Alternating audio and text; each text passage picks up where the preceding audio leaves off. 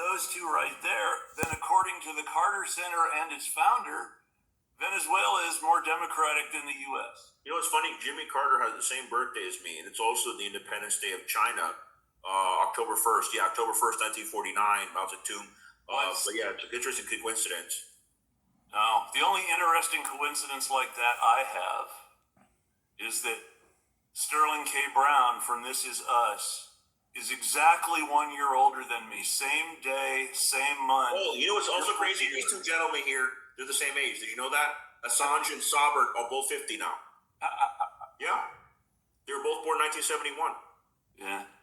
You know, Sterling K. Brown, same birthday, but just a year before me. So he's exactly 1 year older than me to the day. Yeah, isn't that crazy when you find out those things? There has to be a numerological explanation or something. Well, the cooler part than that, at least I think it's cooler, is I also share a birthday with Gregory Peck and Spencer Tracy. Cool. I would brag about that more, but the This Is Us is the one that people would probably recognize now. but yeah, no, and Assange and Saab, I mean, they come from different cultures, but they come from the same generation and the same plight. One to fight for diplomacy against economic terrorism, the other to fight for investigative journalism, for publishing, for truth, for transparency.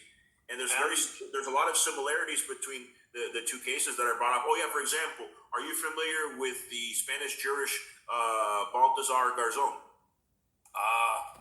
No, I'm not, but tell me So more. you remember, well, it was a while ago, but you heard historically, because you're well-versed in history, about when they first brought an arrest warrant, international arrest warrant against Pinochet, when he was in Britain. Oh, yeah, I remember that. Protected by Thatcher, yeah.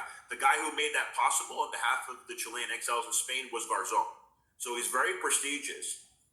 When I lived in Spain for a time, he was going after a mayor there in the town that I lived in. Like, he gets gone after corruption. He's fearless.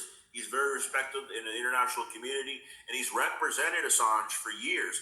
I think when the show first started, I mentioned that I had told Julian Assange's brother and father about Alex Saab. I literally was the first person to tell them about it. How do I know? I went up to them, and after speaking to them for a few minutes, they were, in the tour. The first stop was in Miami, collecting funds and getting support for Julian. But I said to them, "Have you heard of Alex Saab?" And they both told me no. And so I literally was the first person to tell them about it. And of course, then they heard about it from other people in the panel and all that. But it's interesting because like a month later in Washington, Max Blumenthal's wife, Anya Parampil, did an interview. I know all these people. So Anya did an interview with Gabriel Shipton, Julian's brother, very brave man as well, his younger brother. And he mentioned Alex Saab in the interview.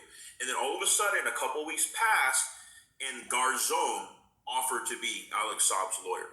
So you could say I was one of the people that helped put that in motion, make all the connections there. So one person being in the right place at the right time can be part of history, Now here we do have a question. Okay.